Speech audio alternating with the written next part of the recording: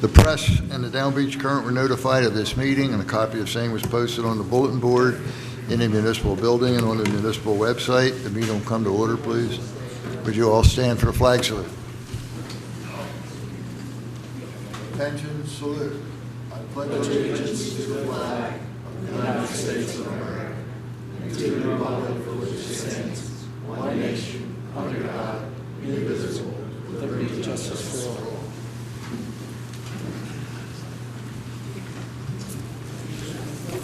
Would you call the roll, please? Mr. Becker? Here. Mr. Blumberg? Here. Ms. Taube? Yes, here. Are there any additions or corrections for the minutes of our January 3rd executive session, our January 17th and 31st meetings? I'll make a motion we approve the minutes. Second? Mr. Becker? Yes. Mr. Blumberg? Yes. Ms. Taube? Yes. We will open for public comment. Is there any public comment?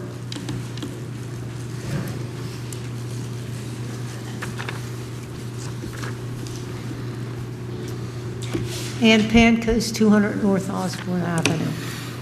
At our last Margate Concerned Citizens Group, one of our members stood up and asked if it might be possible for the city to think about a mini golf course out at Jerome Avenue somewhere.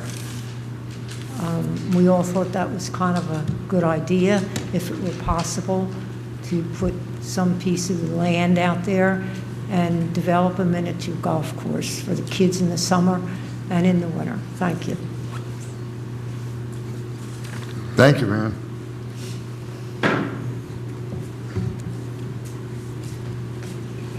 Sewell, 22 West Drive. Mayor, I'd like to remind you of your persistent pledge to hold the line on spending, Mayor. And to date, I have not seen any attempts to control spending.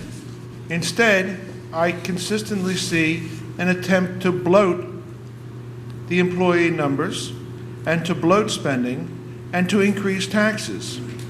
Once again, I call for a strict wage and hiring freeze.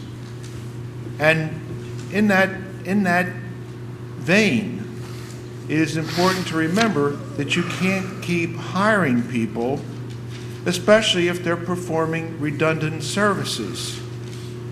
And I think it's imperative that the solicitor step forth and to stand up and remind both you and Commissioner Taube that the constraints which the state and our own local ordinances place on job descriptions must be abided by. If indeed the statements that were made at the January 17th Margate Commission meeting were indeed true, and I have no reason to doubt that they are not true, we cannot proceed forward and pay additional salaries for services that were already contracted for and we're going to be contractually obligated for the next 3 years. The solicitor has an obligation to refuse to allow the chief financial officer or the clerk to pay such individuals if indeed the state law, the state regulations, and the state ordinances prohibit such payments. This is unfair to the property taxpayers. And it's incumbent upon you, Mayor, to abide by the determination of the solicitor. Does the solicitor have any questions, Mayor? I can't answer for the solicitor. No, The solicitor has no questions whatsoever. I have no questions. All right, then the suggestion to apprise the mayor and the Commissioner Taube that we cannot hire redundant employees that are not covered under civil service. It's that simple. I don't think this is rocket science or brain surgery. I think it's rather patently obvious. And if we're in violation of civil service regulations, insofar as job descriptions go, then we must, at this point in time, get a clarification from Trenton before we proceed. And if that's not done, then we are surely remiss in our duties and obligations to protect the taxpayer against redundant billing for similar or identical services. Can we get a clarification from Trenton Mayor and Solicitor? Okay. John, I think you used up your 30 seconds from the other. I have a simple question, yes or no. Can we await a clarification? John, The answer is yes. yes, we can, of course. We're going to await, Thank you. we're Yeah. going to await the clarification before we have additional hires? Is that what the solicitor has said? No, no one said that, John. John, your time's up. I need Please the answer. answer, Mayor, before I leave this podium. The answer is we're working on a clarification, and we believe we've acted properly, John, and we're moving forward. Now, We have your assurance on that, Solicitor. Thank you. now, John, I'd just like to sit down, and then I'll talk to you. Sit down, please. Well, wait till I sit down and then you can address me. I can wait that long, John, if you walk quickly. Unlikely. You talked about number of employees, you talked about dollars. Just one simple fact. In the year 2000, the end of the year 2007, City of Margate had 190 employees, full, part-time. At the end of 2012, the City of Margate had 149. We're down 41 employees, John, 21.6%. I just mark that down, John, in case, I don't want you to forget Wage that. and hiring Thank freeze you. would help that. Okay. Further, Rich, in addition, okay, cool. Anyone else care to address the board?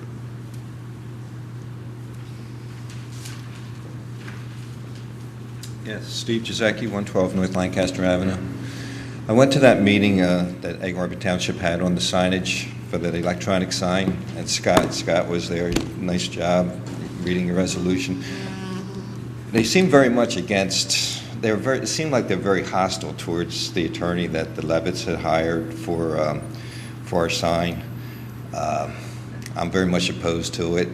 There were only about like 5 or 6 of us that actually stood up and voiced our objection. They have a policy of only letting you speak once in the whole series of meetings that they have, so I won't be able to speak again, but it would be good to see other people out there. As I said, they seem very they were objecting to anything that would be in favor, or not in favor, but to just take the sign down.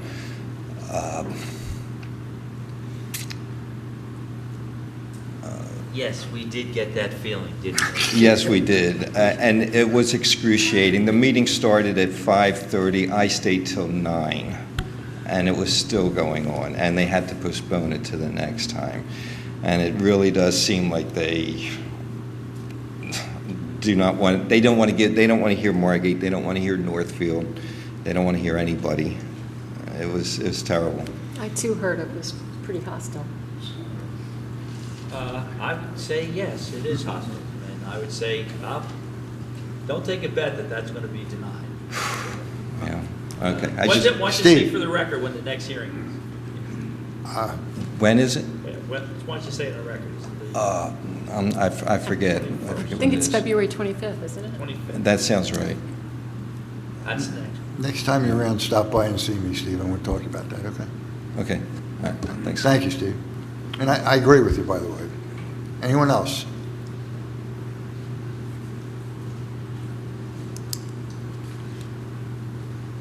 Art Cotilli, 114 North Lancaster Avenue.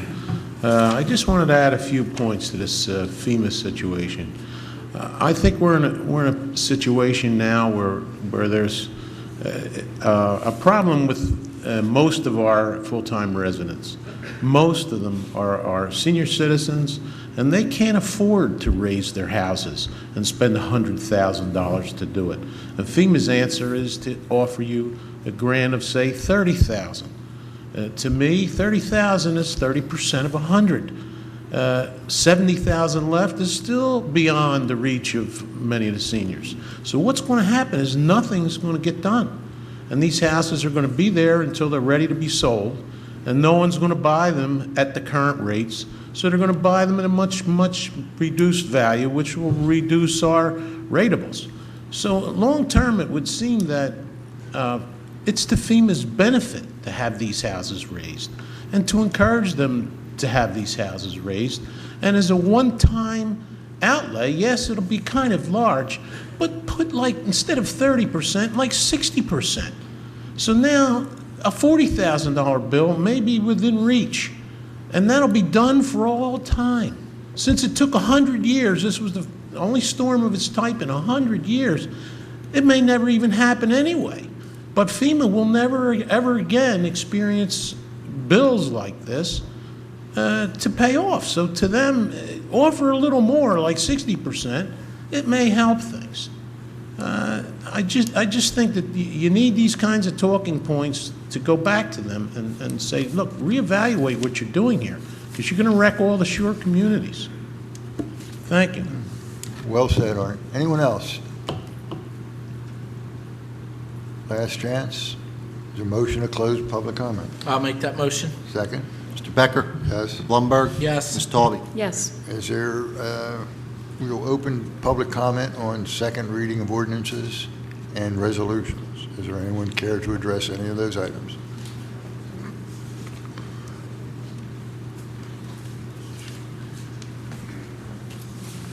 Sewell, 22 West Drive. Mayor, attention to the possible misprint where it basically, no, I'm sorry on that. But proceeding on, Mayor, number 42, resolution number 42, I would request that that be tabled until the decision from Trenton comes down vis-a-vis the civil service regulation ruling that would impact that and the engineering aspects of it to make sure that we're not paying twice for the same service. I think that's a legitimate request. It's not that we want to vote no on it, but we'd rather have a clarification of the status of Resolution 42 as it has a contingency on the civil service regulations concerning having an additional certified engineer on staff, which would constitute a clear double billing to taxpayers. So I would respectfully request that resolution number 42 be tabled until we get a ruling from Trenton insofar as outlay of this cash. Thank you very much. Thank you, John. Anyone else? A motion to close public comment? I'll make a motion that we close public comment. Second?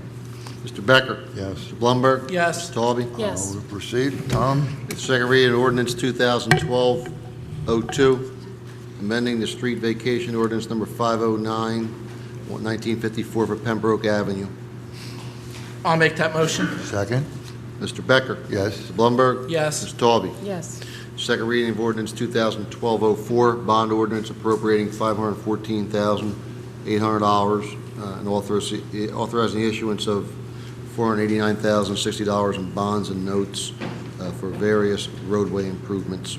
I'll make that motion. Second. Mr. Becker? Yes. Mr. Blumberg? Yes. Ms. Taube? Yes.